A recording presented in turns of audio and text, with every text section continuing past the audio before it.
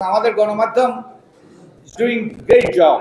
মানুষ থামিয়ে দুটো কথা শুনাতে চায় যে এই পরিবর্তন আনতে হবে, এই সংস্কারগুলো করা দরকার। আপনারা লিখিত মতামত দেবেন এবং এটা আমরা পেতে চাই, পড়তে চাই এবং আমরা সবগুলো বিবেচনায় নিতে চাই। গভীর সংস্কার, যাতে যেই পুরনো কর্তৃত্ববাদী ফ্যাসিবাদী সরকারের আবার পুনরাবর্তন না ঘটে। তাই এই সংস্কারের পক্ষে ব্যাপক জনমত সৃষ্টি করতে হবে এবং আমাদের গণমাধ্যম ডুইং গ্রেট জব।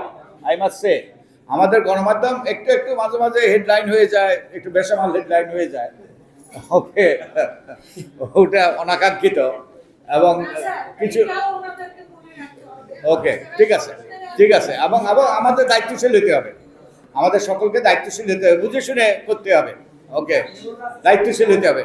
তো আমাদের এই জনসচেতনতা সৃষ্টি করতে হবে একদিকে, এই যে গণমাধ্যমে জনসচেতনতা সৃষ্টি করছে এবং আমরা সারা দেশে এই জনসচেতনতা সৃষ্টি করতে হবে। তো আমাদের এই যে এই সব বাহিনী এখন মানুষের মধ্যে এই সংস্কারের দাবিতে তাদেরকে মানুষকে সোচ্চার করতে হবে এবং এই যে সংস্কার ধারণাগুলো আরো সুস্পষ্ট করতে হবে।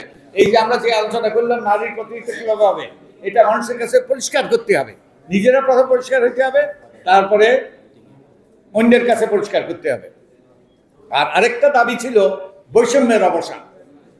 আমাদের বৈষম্য দিন দিন আকাশচুম্বী হচ্ছে, অর্থনৈতিক বৈষম্য তো বেসামাল পর্যায়ে পৌঁছেছে, এই বৈষম্যের অবসান। তো আমাদের যেই কথাটা আমি আবারও স্মরণ করে দিতে চাই, আমাদের বিচার হইতে হবে, ন্যায় বিচার হইতে হবে এবং যত দ্রুত করা সম্ভব এটা করা দরকার এবং একই সাথে সংস্কারগুলো করতে হবে, পাশাপাশি বৈষম্যের অবসান ঘটাতে হবে। তো আমি আশাবাদী। গতকালকে আমরা চট্টগ্রাম ছিলাম এবং চট্টগ্রামে আমরা অংশীজনের সাথে আলাপ করেছি যে তারা ব্যবহৃত হয়েছে, তারা কতগুলো কাজ করতে বাধ্য হয়েছে, কিন্তু তারা সুস্পষ্টভাবে বলেছেন আমাকে যে তারা আর ব্যবহৃত হতে চান না। তারা তাদের বিবেক বুদ্ধি খরচ করে তারা সুষ্ঠু নির্বাচনের পথে তারা সঠিক সিদ্ধান্ত নিতে চান। তো এই সরকারি কর্মকর্তাদের কাছ থেকে, আইন শৃঙ্খলা রক্ষাকারী বাহিনীর কাছ থেকে সেই রকম আমি তাদের মতামত শুনেছি এবং একই সাথে যেখানেই যায় মানুষ থামিয়ে দুটো কথা শুনাতে চায় যে এই পরিবর্তন আনতে হবে, এই সংস্কারগুলো করা দরকার। তারপরে এই যে দ্বিকক্ষ বিশিষ্ট সরকার, তারপরে টার্ম লিমিট, তারপরে এইরকম অনেক ওই যে এই কথাগুলো আমি আপনাদের মতামত দিলাম, যেমন কোনটা আগে, সংসদ নির্বাচন আগে নাকি স্থানীয় নির্বাচন আগে, এইরকম।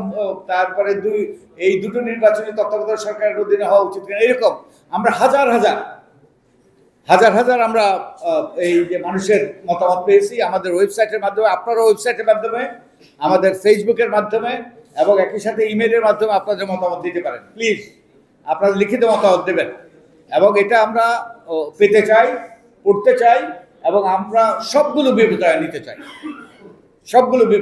চাই। সংবাদ, ফিচার ও অনুষ্ঠানের জন্য ভিজিট করুন সংবাদ প্রকাশের ওয়েবসাইট এবং যুক্ত থাকুন ফেসবুক পেজ ও ইউটিউব চ্যানেলের সঙ্গে।